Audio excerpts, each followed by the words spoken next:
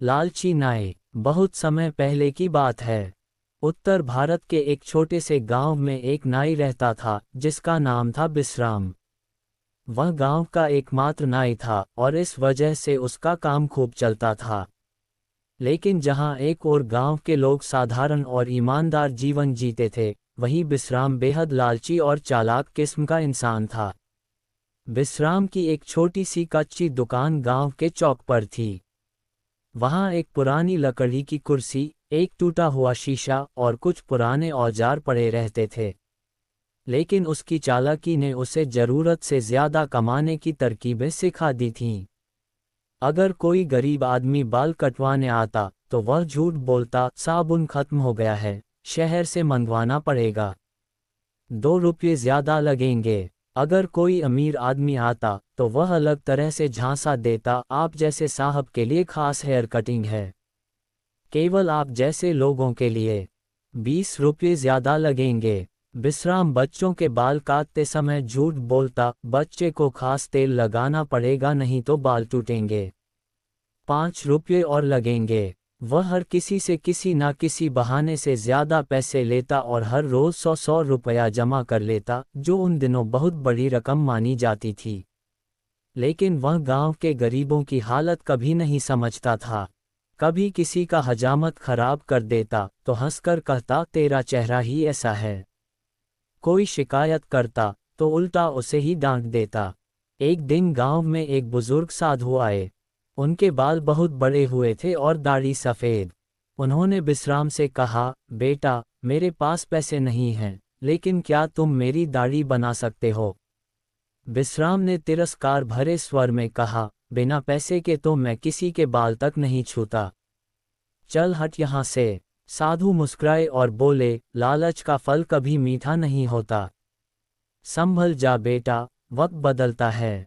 बिश्राम हंस पड़ा, अरे बाबा, तुझ जैसे रोज आते हैं, तू मुझे सीख मत दे, जा कहीं और जा। साधु का श्राप। साधु ने चुपचाप अपनी लकड़ी उठाई और जाते जाते कहा, जैसे तू दूसरों से व्यवहार करता है वैसे ही वक्त तुझसे करेगा। बिश्राम ने उस बात को हंसी में उड़ा दिया, लेकिन वही दिन उसकी जिंदगी का मोड़ बन गया। कुछ ही हफ्तों बाद गांव में एक नया नौजवान नाई आया, रामू। वह शहर से आया था, पढ़ा लिखा, तमीज़दार और बेहद विनम्र। रामू ने दुकान नहीं खोली, बल्कि लोगों के घर जाकर बाल काटता और पैसे बहुत कम लेता, सिर्फ वही जितना उचित हो। धीरे धीरे गांव वालों ने बिश्राम की दुकान पर जाना बंद कर दिया।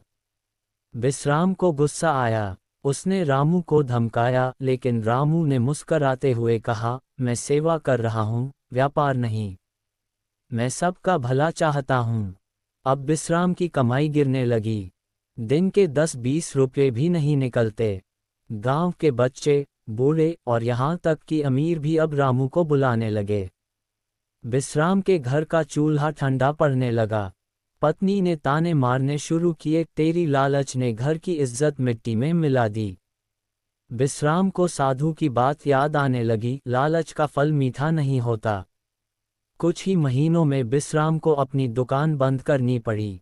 घर की ज़रूरतें पूरी करने के लिए उसे दूसरों के खेतों में मजदूरी करनी पड़ी।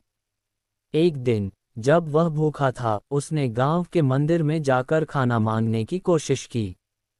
पुजारी ने कहा, अब तू मंदिर आया है, जब भूखा हुआ तब भगवान याद आए। बिश्राम चुप था। उसे समझ आ चुका था कि जीवन में जो कुछ उसने दूसरों के साथ किया, आज वही उसके साथ हो रहा है। उस रात बिश्राम बहुत रोया। उसने आसमान की ओर देखा और कहा, हे भगवान, मैं बदलना चाहता हूँ, मुझे एक मौका और दो। अगले दिन वह रामू के पास गया और पैरों में गिर पड़ा, मुझे माफ कर दो भाई, मैं तुम्हें बहुत बुरा भला कहता था। रामू ने उसे उठाया और कहा, गलतियां इंसान से होती हैं। अगर आप सच में बदलना चाहते हैं तो मैं मदद करूंगा। रामू ने बिश्राम को अपने साथ रखना शुरू किया। उसे फिर से शेविंग और हेयर कटिंग के अच्छे तरीके सिखाए। बिश्राम अब विनम्र हो गया था। धीरे धीरे गांव वालों ने भी देखा कि बिश्राम अब पहले जैसा नहीं रहा। वह मुस्कराता, बच्चों से प्यार करता और किसी से एक पैसा ज्यादा नहीं मांगता। एक साल बीतते बीतते बिश्राम की इज्जत लौट आई। गांव में एक बाल काटने की प्रतियोगिता हुई, जिसमें बिश्राम और रामू ने एक साथ हिस्सा लिया। अंत में पंचायत ने दोनों को सम्मान पत्र दिया। इन दोनों ने मिलकर गांव में सेवा और सच्चे काम का उदाहरण पेश किया है। बिश्राम ने आखिरकार समझ लिया था कि लालच केवल नुकसान लाता है और ईमानदारी ही असली कमाई है। अब वह गांव के बच्चों को सिखाता, बेटा, हमेशा मेहनत और ईमानदारी से जीना। लालच की आग कभी मत लगाना। कहानी से शिक्षा। लालच कभी भी किसी का भला नहीं करता। जो दूसरों के साथ बुरा करता है, वक्त वही उसके साथ करता है। लेकिन अगर मन से पश्चाताप किया जाए, तो जीवन में फिर से उजाला हो सकता है।